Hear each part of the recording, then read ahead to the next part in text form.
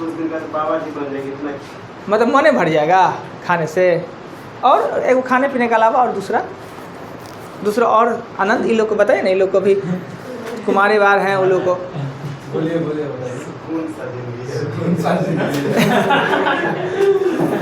सुकून सा ना, हरदम पूछने के आए एकदम आधे घंटा पर कौन ज़्यादा स्वागत कौन करते हैं? अरे तो सासू तो होंगे, यंगे होंगे सब सर का सासू सब जो इतना मतलब जवान से पता ही नहीं चलता है। हाँ सास है ना, अपनों सास है नहीं तो भाई बहन में सबसे बड़ी है लड़की, सबसे बड़ी है।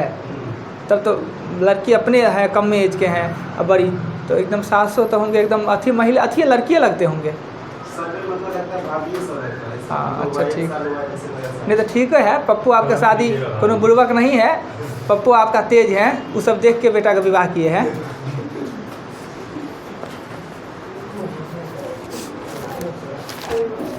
चलते हैं एरिया पे।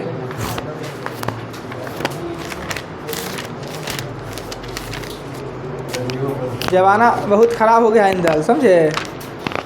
अभी चंदा जी रहते हैं तो एक दो अति टॉपिक सुनाते, अगला बैच में देखें टॉपिक सुनाएंगे, हम उनसे पूछेंगे। सब वीडियो नहीं बनाएंगे, बैठी के नहीं है, वीडियो नहीं बनाएंगे, तब तो उनसे पूछेंगे तो क्या कहेंगे चंदा जी टॉपिक पर। अब सुन रहे होंगे उधर, अब मने मने मुस्कुरा रहे होंगे, कैंसर हमको क्या देना है। एरिया पे पढ़ेंगे ना। अच्छा सपोर्ट, इससे हंसी मजाक होता है कि कौन युद्ध हो रहा है कि सपोर्ट और विरोध। एरिया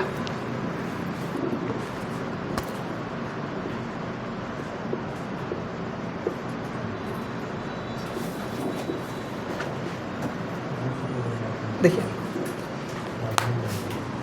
इस चैप्टर जो पढ़ रहे हैं एरिया, तो इस चैप्टर में पढ़ने का मतलब ये है क्या कि ये नहीं कि चैप्टर को हुआ एग्जाम्पल बता दिए और आपका नोट्स कुछ लिखवा दिए, कुछ फार्मूला बता दिए और काम कर दिए, ऐसे नहीं। इस चैप्टर को ना खून देना है, यानी खून के इसको इतना गहरा कर देना है कि हर बात इसके बारे में हम जान जाए। पहले सबसे पहले एरिया होता क्या है, पहले एरिया को जाने। एरिया क्या होता है, इसमें हमको क्या पढ़ना है, क्या हमको जानना है, क्या समझना है, कितने पिक्चर का यूज करना है, किस पिक्चर के कौन से पार्ट को क्या कहते हैं, ये जानना सबसे बड़ी ज़रूरी है। एरिया कहेंगे किसे, कोई आदमी बता सकते हैं कि एरिया क्या होता है, क्षेत्रफल क्या होता है। और ये इसके दो पार्ट हैं, एक एरिया है तो वॉल्यूम भी है, जिसको कि हम मेंसुरेशन कहते हैं, क्षेत्रमिति कहते हैं। क्षेत्रमिति का दो चैप्टर आता है, एक एरिया आता है, एक वॉल्यूम, एक क्षेत्रफल, एक आयतन। वॉल्यूम और आयतन में क्या होता है कि क्षेत्रफल का मतलब क्या होता है कि जितने भी वस्तु हैं दुनिया में कुछ ना कुछ जगह को कवर करते हैं, जगह प्लेस को कवर करते हैं।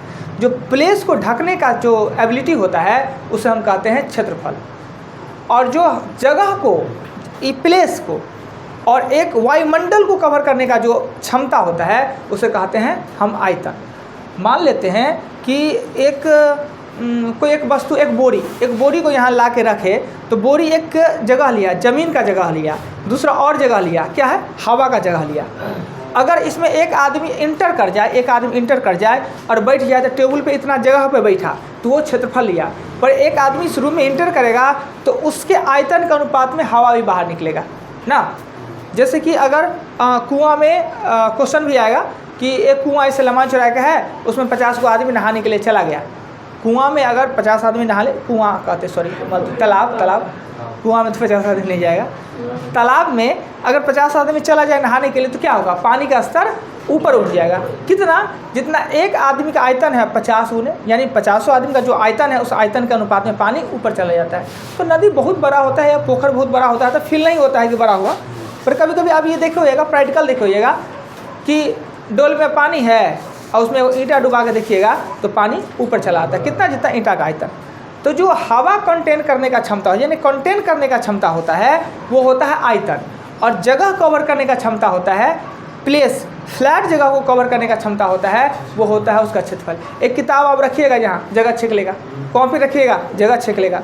तो एरिया में होता है 2 डायमेंशन, एरिया के 2 पार्ट होते हैं और आयतन के 3 पार्ट होते हैं। रणवीर जी, एरिया के 2 पार्ट होते हैं, आयतन के 3 पार्ट होते हैं। यानी एरिया में 2 ही पार्ट होता है, एक लंबाई एक चौड़ाई, ज़मीन पे लंबाई और चौड़ाई।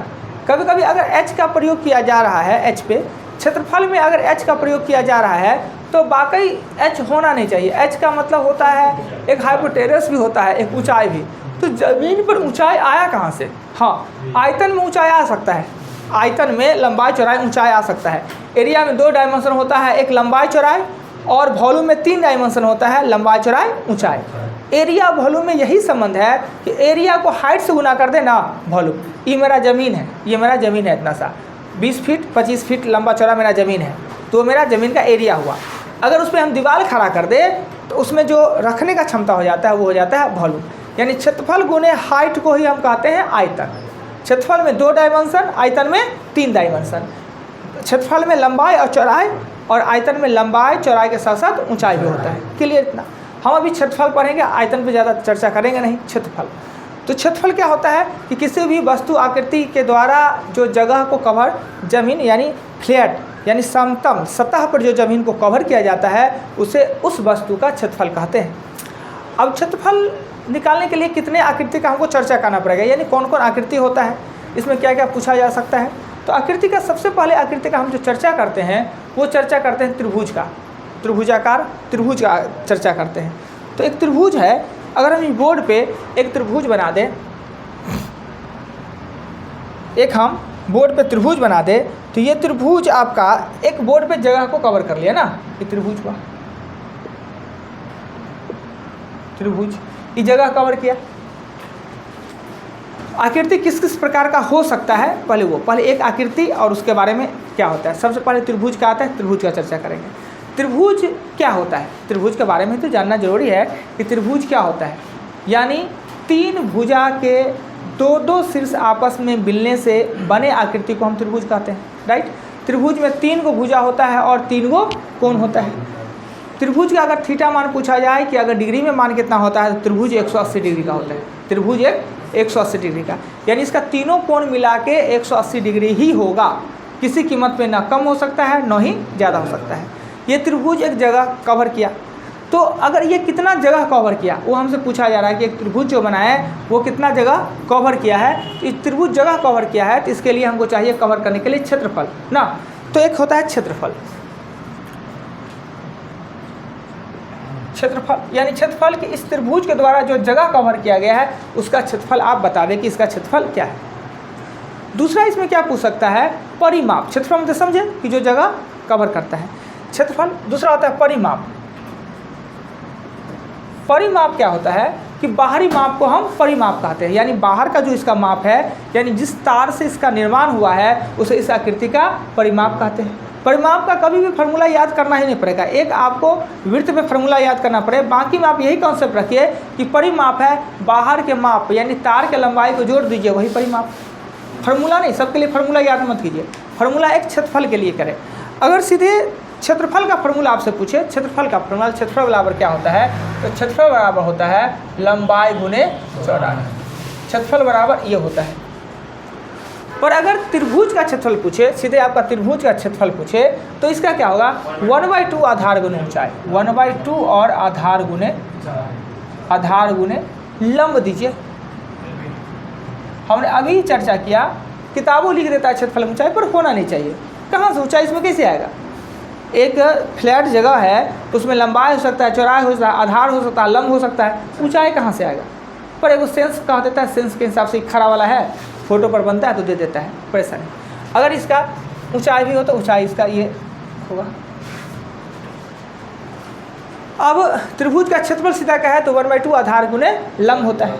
पर आधार और लंब कहेंगे किसे, ये तो चर्चा है। पहले तो क्षेत्रफल, हमने क्षेत्रफल किसे कहा उसका चर्चा किया।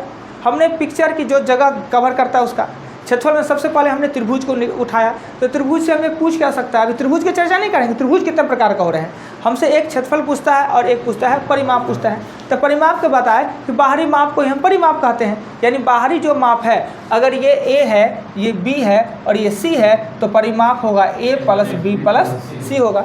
इसलिए परिमाप का फॉर्मूला आप याद करें ही नहीं, चाहे वो वर्ग हो, त्रिभुज हो, आयत हो। कहाँ परिमाप का फॉर्मूला याद करना पड़ेगा, जहाँ परिमाप परिधि हो जाता है, जहाँ परिमाप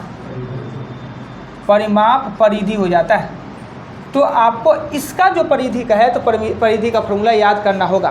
तो आप कहेगा कि सर परिमाप और परिधि में अंतर क्या होता है, परिमाप क्या होता है और परिधि क्या होता है। सेंस दोनों का एक ही होता है, उद्देश्य दोनों का एक ही होता है, परंतु परिमाप होता है जिसमें कोण हो और भुजा हो, उसके लिए परिमाप। और परिधि में भी इसमें कोण, कहीं वृत्त में कोण होता है, थीटा मान होता है पर कोण नहीं होता है वृत्त में, राइट। यानी जहाँ चाप का प्रयोग किया जाए, चाप का प्रयोग हो जाए, उस पिक्चर के लिए बाहरी माप हो तो उसको कहते हैं परिधि। परिधि सेम होता है दोनों चीज़, पर वृत्त जहाँ पे हो, वृत्त के लिए हम परिधि का यूज़ करते हैं और बाकी जितना पिक्चर है उसके लिए परिमाप का यूज़ करते हैं। है दोनों सेम ही है, वृत्त के लिए परिधि, वही दूसरे पिक्चर के लिए परिमाप बन जाता है। तो परिधि का आपको फार्मूला याद करना है, पर परिमाप का फार्मूला याद आपको कहीं करना नहीं। परिमाप मतलब बाहर का माप ना, अब परिधि है जहाँ पर, तो परिधि का होता है, याद करना होता है। तो चलेंगे परिधि पर तब। तो आपसे इस चैप्टर में दो ही बात पूछ सकता है, एक तो पूछ सकता है परिधि, एक पूछ सकता है क्षेत्रफल। अब क्या है, इसके अलावा भी चर्चा आते हैं कि परिमाप तो हमने समझ गया, परिधि हमने समझ गया कि आधार लंब क्या होता है। इसी पिक्चर में आधार लंब का मतलब क्या होता है। तो आधार लंब का मतलब क्या होता है कि जब दो कोण आपस में 90 डिग्री पर मिले, वही दोनों में से एगो को हम आधार कहेंगे, एगो को लंब कहेंगे। अब आधार को लंब और लंब को आधार कह देते हैं क्षेत्रफल में, फर्क नहीं पड़ता है, पर ट्रिग्नोमेट्री में वो निश्चित होता है कि यह आधार है या लंब है। उसके बारे में चर्चा करते हैं। अगर दो गो भुजा आपस में 90 डिग्री पे मिल जाता है, दो गो भुजा आपस में 90 डिग्री पे मिल जाता है, ये 90 डिग्री पे मिल जाता है, इसमें से एगो होता है लंब और एगो होता है आधार। अगर क्षेत्रफल में कभी भी आप लंब आधार में गलती भी करते हैं, लंब को आधार, आधार को लंब लिखते हैं, कोई फर्क पड़ता नहीं है, परंतु अगर ट्रिग्नोमेट्री पढ़ते हैं तो लंब आधार का बहुत महत्व है। अब लंब किसे कहेंगे और आधार किसे कहेंगे वो बताते हैं। अगर थीटा का मान यहाँ है, थीटा का मान यहाँ पे दिया हुआ है, तो थीटा के सामने वाला जो भुजा होता है वो लंब, और जिस पे थीटा हो वो कहलाता है आधार। थीटा के सामने वाला भुजा कहलाता है लंब, और जिस पे अगर थीटा है उसे कहते हैं हम आधार। क्लियर। और 90 डिग्री के सामने वाला जो होता है, 90 डिग्री के ही सामने वाला होता है, उसे कर्ण। कुछ लोगों का कहना है क्या कि त्रिभुज में सबसे बड़ी भुजा को नहीं कर्ण कहते हैं, एकदम गलत है। हाँ, सबसे बड़ी भुजा ही कर्ण होता है, पर ये नहीं कि सबसे बड़का भुजा होगा उसको कर्ण कह देंगे। कर्ण होने के लिए 90 डिग्री के सामने वाला, यानी वह त्रिभुज पाइथागोरस प्रमेय होना चाहिए। पाइथागोरस प्रमेय का अर्थात यह अर्थ हुआ कि एगो कोण 90 डिग्री का होना ही चाहिए, उसे हम पाइथागोरस प्रमेय कहते हैं, और उसे हम राइट एंगल ट्रायंगल कहते हैं। राइट एंगल ट्रायंगल पे ही पूरा ट्रिग्नोमेट्री स्थित है। जितना भी ट्रिग्नोमेट्री है, ट्रिग्नोमेट्री मतलब समकोण त्रिभुज, उसी को हम पाइथागोरस प्रमेय कहते हैं। तो लंब आधार तभी होगा जब 90 डिग्री का कोण बनेगा। अगर 90 डिग्री का कोण नहीं बन रहा है तो लंब आधार संभव है ही नहीं। अगर देखिए इसमें 90 डिग्री का कोण नहीं बन रहा था, इसमें 90 डिग्री का कोण नहीं बन, पर अगर हम अपनी सुविधा से फिर 90 डिग्री में बनाने में सक्षम है तो बना सकते हैं। हमें को ये लंब दे दिए, यहाँ से यहाँ लंब दे दिया, ये हो गया 90 डिग्री हो गया, 90 डिग्री हो गया, ये आधार हो गया, ये आधार हो गया, लंब हो गया, कर्ण हो गया। त्रिभुजों में 2 त्रिभुज हो गया, कितनों त्रिभुज को बांटते जाएंगे, रहेगा 180 डिग्री ही रहेगा। तो आपने लंब आधार और कर्ण को पता कर लिया कि लंब आधार कर्ण किसके लिए होता है। कर्ण का प्रयोग सिर्फ त्रिभुज के लिए, वो भी समकोण त्रिभुज के लिए होता है जिसमें एक कोण 90 डिग्री का होता है। बी किसे कहते हैं, पी किसे कहते हैं, लंब आधार किसे कहते हैं। क्लियर हो गया। यानी लंब आधार तभी प्रकट होगा जब वह पाइथागोरस प्रमेय या 90 डिग्री का एक कोण होगा। ये नहीं भी था 90 डिग्री का कोण, तो हम इसको अपने सुविधा अनुसार बना लिए। अब आता है एक कर्ण होता है और एक विकर्ण होता है। तो विकर्ण चतुर्भुज के लिए होता है, कर्ण होता है त्रिभुज के लिए। विकर्ण चतुर्भुज के लिए, कर्ण त्रिभुज के लिए। अब त्रिभुज के बारे में माने, अब अगर ये त्रिभुज है तो इस त्रिभुज को सॉल्व करने का फॉर्मूला होता है 1/2 गुने आधार गुने लंब। आधार लंब रहेगा तब ना। पर किसी भी त्रिभुज के लिए आप वो फॉर्मूला यूज कर सकते हैं, बशर्ते आपके पास लंब और आधार होना चाहिए, या लंब आधार निकालने में आप सक्षम हैं। और लंब आधार कहाँ उत्पन्न होगा, जब दो भुजा आपस में 90 डिग्री का कोण बनाएगा, तभी एक लंब होगा और दूसरा आधार होगा। ठीक। कर्ण के लिए पाइथागोरस प्रमेय के हिसाब से कहता है कि अगर h बराबर √L² प्लस b², ये फार्मूला होता है। इसी फार्मूला को और तोड़ ताड़ के लिखा जा सकता है। इसी फार्मूला का लिखा जा सकता है L बराबर √h² और b², और b बराबर √h² और l² ना। तो ये फार्मूला होता है, वो 1/2 आधार गुना ऊंचाई।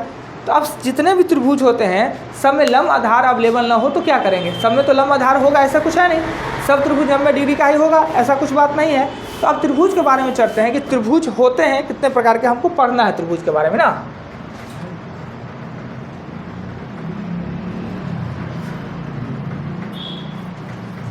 खूब गौर से वीडियो को देखिएगा, दोबारा तिबारा उस बात को समझ में आ जाएगा। अगर कोई बात डाउट लग जाए फिर भी वीडियो देखने के बावजूद भी तो अपने कॉपी में नोट कर लीजिए और अगले दिन आके हमसे उस पर बातें कीजिए, चर्चा कीजिए कि सर ये बात उस समय तो समझे, फिर बाद में इस बात को समझ नहीं रहा है, उसको क्लियर कीजिए तो फिर हम दोबारा क्लियर कर देंगे। त्रिभुज कितने प्रकार के होते हैं वो चलना है। तो त्रिभुज के बारे में हमें जानना है। त्रिभुज में क्षेत्रफल होगा और परिमाप होगा, आधार होगा, लंब होगा और कर्ण होगा। फार्मूला क्षेत्रफल का 1/2 आधार गुणे ऊंचाई होगा। और हमेशा जो क्षेत्रफल होता है, क्षेत्रफल होगा या तो सेमी स्क्वायर, मीटर स्क्वायर या किलोमीटर स्क्वायर में ही क्षेत्रफल होगा, वो वर्ग होता है। क्षेत्रफल होता है हमेशा वर्ग, यानी क्षेत्रफल में 2 डायमेंशन आपस में गुना होता है, यानी लंबाई भी और चौड़ाई भी, दोनों का जो यूनिट होगा वो आपस में वर्ग हो जाएगा। सेंटीमीटर है तो सेमी स्क्वायर, अगर मीटर है तो मीटर स्क्वायर, किलोमीटर है तो किलोमीटर स्क्वायर हो जाएगा। और परिमाप होता है, परिमाप ऐड होता है। तो अगर हम सेमी को सेमी से गुना करें तो सेमी स्क्वायर हो जाएगा, अगर हम सेमी को सेमी से जोड़ें तो सेमी हो जाएगा। यानी परिमाप होगा वो सेंटीमीटर, मीटर या किलोमीटर में होगा और क्षेत्रफल होगा वो वर्ग में होगा। ये याद रखने की बात है। अब चर्चा करते हैं त्रिभुज के बारे में कि त्रिभुज कितने प्रकार के होते हैं, वो चर्चा करते हैं। त्रिभुज मुख्य रूप से जो हमें पढ़ना है एरिया में, तो त्रिभुज का भी निर्माण होता है 2 प्रकार से। एक आपने ज्योमेट्री पढ़ा होगा, ट्रिग्नोमेट्री पढ़ा होगा और मेंसुरेशन पढ़ा होगा। तो ट्रिग्नोमेट्री तो पूरा ट्रिग्नोमेट्री है वो आधारित है राइट एंगल ट्रायंगल पे भी, यानी 90 डिग्री कोण वाले जो त्रिभुज हैं जिसे पाइथागोरस प्रमेय कहते हैं या समकोण त्रिभुज कहते हैं, पूरा ट्रिग्नोमेट्री उसी पे आधारित है और कुछ नहीं है। तो हमें पढ़ना है ज्योमेट्री और मेंसुरेशन में क्या अंतर होता है, क्षेत्रमिति और, ठीक है। क्षेत्रमिति में किसी पिक्चर से क्षेत्रफल से हमको नहीं लेना देना होता है कि पिक्चर, क्षेत्रमिति मतलब हमको कोण से लेना देना होता है। और ज्यामिति में, ज्योमेट्री जिसको कहते हैं, ज्यामिति सब आधारित होता है कोण का माप, कोण का हिसाब किताब, कोण से गणना करना, कोण के बारे में जानना, वो होता है ज्योमेट्री। और भुजा से अगर हमको ज्ञान प्राप्त करना है तो उसे हम कहते हैं क्षेत्रमिति। उसी त्रिभुज को हम भुजा के नाप से पहचानते हैं कि वो कौन त्रिभुज है। तो ज्योमेट्री भुजा के नाप नहीं, कोण के नाप से पहचानता है कि वो कौन सा त्रिभुज है या कौन सा चतुर्भुज है।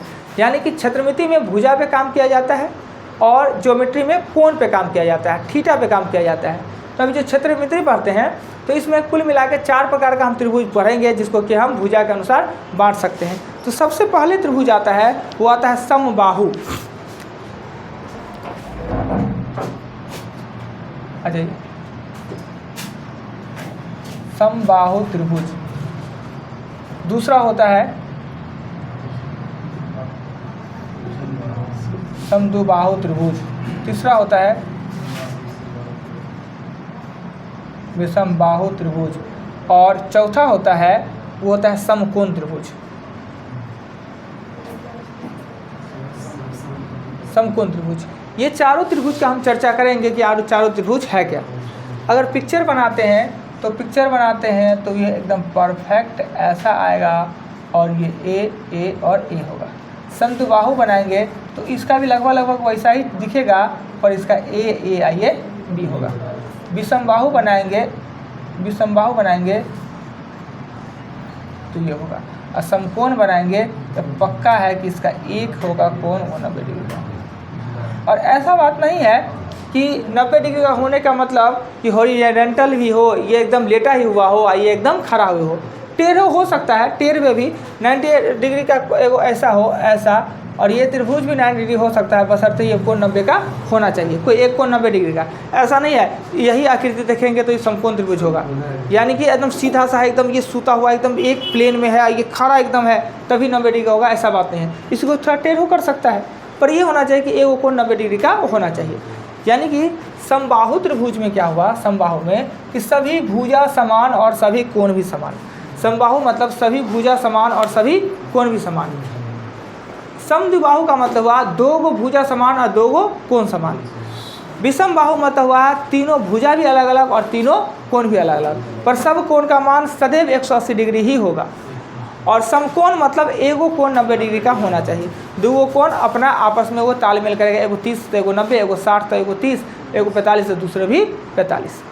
अब क्या होता है कि समकोण त्रिभुज भी समद्विबाहु होता है। समकोण त्रिभुज भी, इस समकोण त्रिभुज भी समद्विबाहु कैसे होगा कि अगर ये है, ये 90 डिग्री का है, 90 डिग्री का, ये भी 45 हो जाए और ये भी 45 हो जाए, तो समकोण त्रिभुज भी समद्विबाहु हो जाता है। जब दोनों कोण बराबर हो जाएगा तो ये दोनों भुजा भी प्राप्त होगा, ये दोनों भुजा बराबर होगा, ये दोनों भुजा बराबर होगा। यानी समकोण त्रिभुज समद्विबाहु हो सकता है, विषमबाहु हो सकता है, पर समबाहु कभी नहीं हो सकता है। यानी ये समकोण त्रिभुज है, ये दोनों हो सकता है, ये दोनों हो सकता है। यानी समकोण त्रिभुज है वो तो विषमबाहु रहता ही है और कभी कभी समद्विबाहु भी हो सकता है। तो अब ऐसे कहिएगा कि सर ये समकोण त्रिभुज है, ये दोनों हो सकता है, ये क्यों नहीं हो सकता है? इसका मतलब ये होता है कि समकोण के लिए एगो कोण 90 का होना अनिवार्य है। जब भी एगो कोण 90 डिग्री हो जाएगा, यानी यह कहता है समबाहु कहता है कि हमारा तीनों कोणों भी समान होना चाहिए और तीनों भुजा भी समान। और समकोण कहता है कि एगो कोण तो हमको 90 डिग्री का चाहिए ही चाहिए। यानी समकोण समद्विबाहु और विषमबाहु हो सकता है पर समबाहु नहीं हो सकता है। अभी तीनों पिक्चर को देखा आपने और आपने जाना कि समबाहु नाम से ही लगता है, समबाहु यानी समबाहु की जगह लंबाई उसका दे देगा 90 डिग्री का बीच में, तब उसका समबाहु का 90 डिग्री का, हाँ उसका भी जुगाड़ बताते हैं। समबाहु का जब व्यक्तिगत रूप से चर्चा करते हैं तो हमने सबसे पहले त्रिभुज का चर्चा किया और त्रिभुज की चर्चा करने के बाद कितने त्रिभुज हैं उस त्रिभुज को बता रहे हैं। उसके बाद फिर एक पार्टिकुलरली एक पिक्चर को लेंगे, उसके बारे में चर्चा करेंगे। पहले एरिया हमने चर्चा किया, एरिया में कितना पार्ट है, कौन कौन पिक्चर को पढ़ना उसका। उसके बाद आते हैं सबसे पहले पार्ट त्रिभुज का लिए है, उसके बाद चतुर्भुज का लेंगे, उसके बाद वृत्त को लेंगे। त्रिभुज का लिए त्रिभुज के बारे में हमने बताया कि कौन कौन पिक्चर को आपको देखना है, क्या क्या उसका एबिलिटी होता है। उसके बाद इसमें व्यक्तिगत रूप से एगो पिक्चर को उठाएंगे और उससे संबंधित हम चर्चा करेंगे। तो त्रिभुज का मुख्य रूप में हम 4 प्रकार के त्रिभुज का चर्चा करेंगे, जो कि एक है समबाहु, नाम से लगता है समबाहु। अगर सभी भुजा समान है तो सभी कोण भी समान होना अनिवार्य होगा ही होगा। दूसरा होता है समद्विबाहु, यानी 2 भुजा समान होगा तो 2 कोणों समान होगा पर तीनों नहीं। विषमबाहु मतलब विषम नाम से लगता है, विषम यानी सब अलग अलग, न ही कोनो कोण बराबर होगा न ही इसका भुजा बराबर होगा, तीनों अलग अलग होगा। और चौथा जो आता है वो पाइथागोरस प्रमेय जिसे कहते हैं, पाइथागोरम त्रिभुज कहते हैं, जिसे कहते हैं हम समकोण त्रिभुज, जिसमें कि इसमें एबिलिटी होता है कि एगो कोण 90 डिग्री का होना अनिवार्य है, दूसरा 2 कोण कुछ भी हो सकता है। परंतु समकोण त्रिभुज के बारे में और कहा जा सकता है कि समद्विबाहु और विषमबाहु दोनों हो सकता है समकोण त्रिभुज। यानी अगर कोई समकोण त्रिभुज है क्या तो विषमबाहु होगा या समद्विबाहु होगा, निश्चित है। समकोण त्रिभुज इन दोनों के अंतर्गत ही आता है, पर समकोण त्रिभुज समबाहु त्रिभुज नहीं हो सकता है, चूँकि समकोण का शर्त है कि एगो कोण हमारा 90 डिग्री का होना चाहिए, पर उसमें एगो कोण 90 डिग्री का कर देंगे तो तीनों कोण और तीनों भुजा बराबर नहीं होगा। तो हमने त्रिभुज में ये सीखा कि त्रिभुज में हमको कुल मिला के 4 ही पिक्चर पढ़ना है। ये सब सारी बातें कल हम पूछेंगे भी, जितना बात हम आज चर्चा कर रहे हैं बता रहे हैं वो कल पूछेंगे। समकोण में 4 ही पिक्चर का यूज करते हैं। इंदल कौन कौन पिक्चर का यूज करते हैं? बोलिए 4 पिक्चर कौन कौन यूज करते हैं त्रिभुज में? हाँ बोलिए।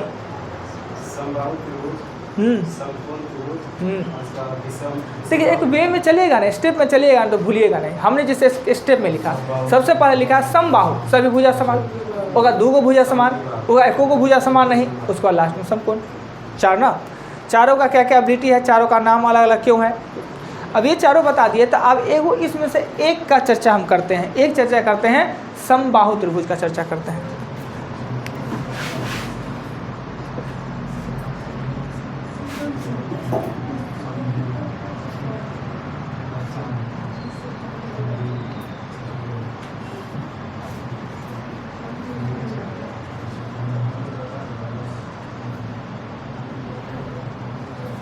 चलिए ये हो गया।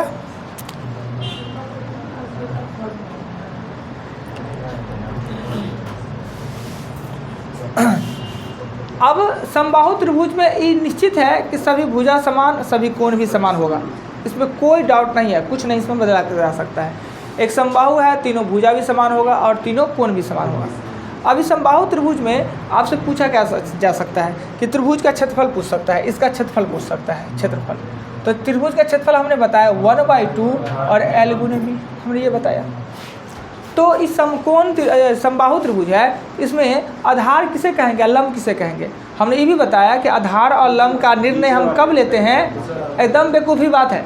नीचे वाला है तो आधार हो गया, भौर बन रहा है, यानी दो भुजा जब तक 90 डिग्री नहीं मिलेगा तब तक एगो आधार एगो ऊंचाई नहीं हो सकता है, या लंब और आधार नहीं हो सकता है। यानी एगो को 90 डिग्री जो जुड़ा हुआ है उसमें से एगो भुजा को लंब दूसरे को आधार, तो ऐसा इसमें है ही नहीं, ना इसमें लंब है ना आधार है। और ज़बरदस्ती इसको आधार सुतल है तो आधार ज़मीन पर है तो आधार कह देंगे नहीं, ना उसको लंब कहेंगे ना आधार कहेंगे, वो त्रिभुज का भुजा है।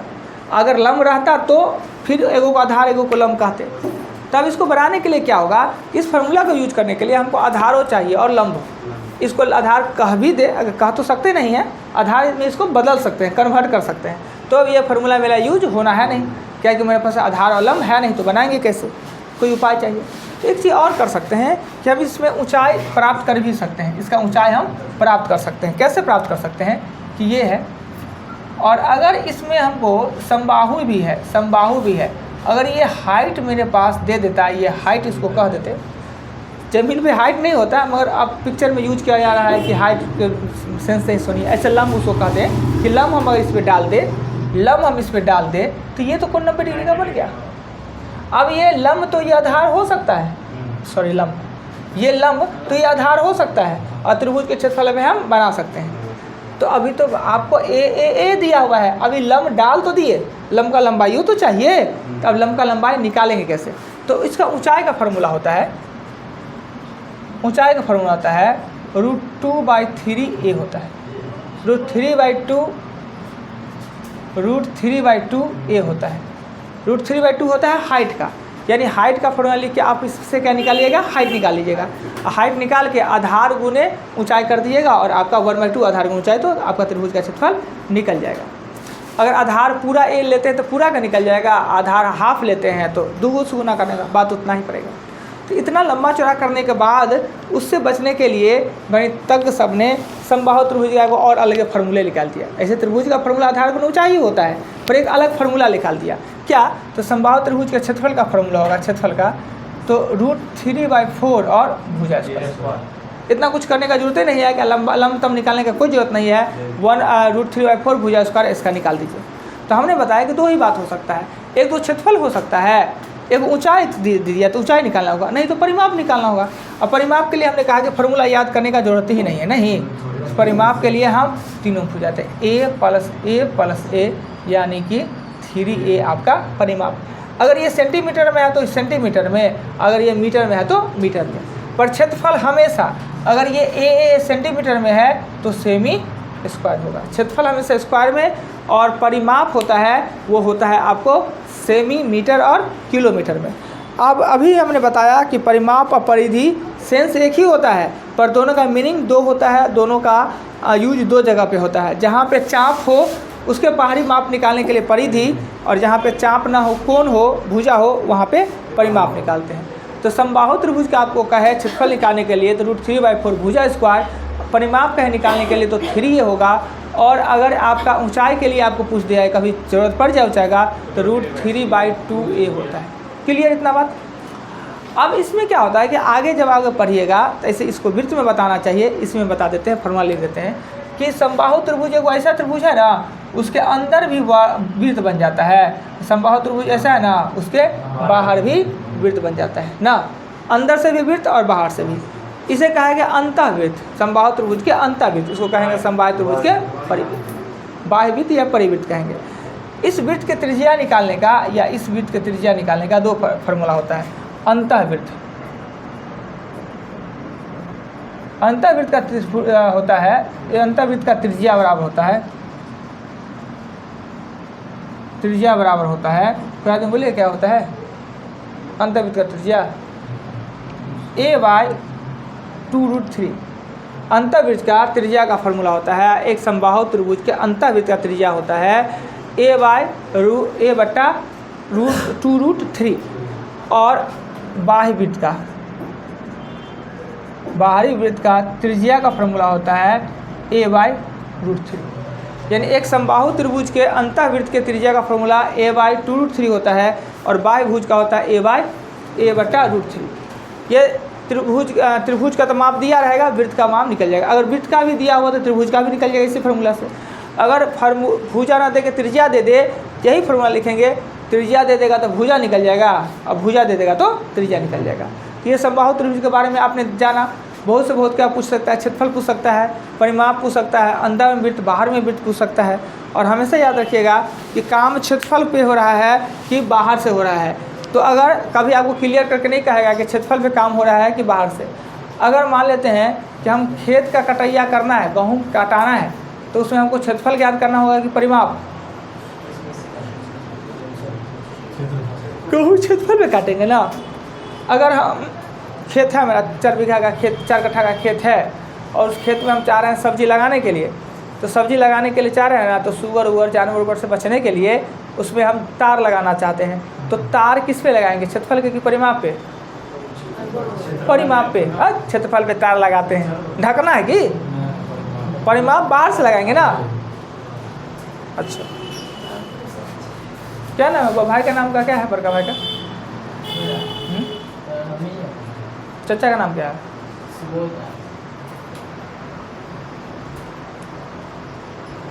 तो कल तो कर रहा था, तो लग रहा था, फेस उस लग रहा था। अच्छा चलिए, तो क्या हुआ, अब क्या बता रहे थे जी?